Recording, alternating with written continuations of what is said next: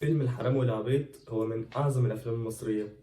نبدأ بس بالدباجة. الفيلم من إخراج محمد مصطفى ومن تأليف أحمد عبد الله ومن بطولة خالد الصاوي وخالد صالح وروبي.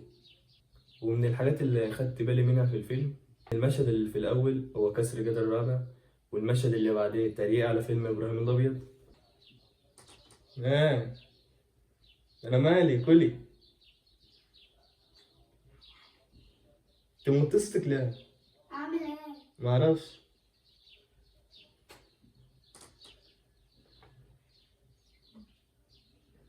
يلا بقى عشان أخلص. هو انت هتشيله؟ شيلها. انت بتكلمني؟ آه.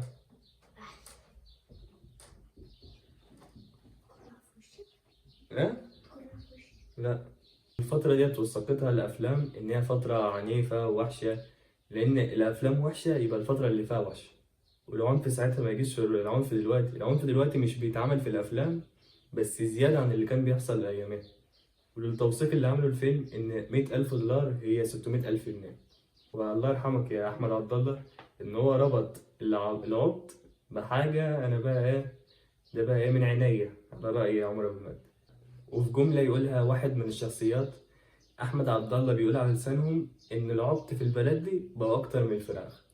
فقمت رايح على النت في 2012 الفراخ كانوا كام؟ نشوف بقى جيميناي أهو. يعني أنت لو كتبت هتلاقي نفس اللي أنا هقوله دلوقتي.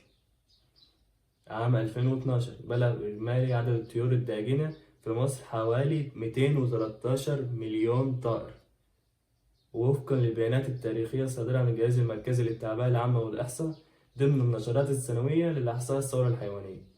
وفي عام 2012 بلغ مستوى استهلاك الفرد من الدواجن في مصر حوالي 10 كيلو جرام سنويا، وما كان يمثل حوالي نصف المتوسط العالمي في ذلك الوقت البالغ 20 كيلو جرام. الاكتفاء الذاتي. حققت مصر في عام 2012 نسبة اكتفاء ذاتي من اللحوم البيضاء بلغت حوالي 85.7%، وهو يعكس قوة القطاع في تغطية معظم احتياجات السوق المحلي، قبل أن تشهد النسبة تذبذبا في السنوات اللاحقة. الأسعار في 2012.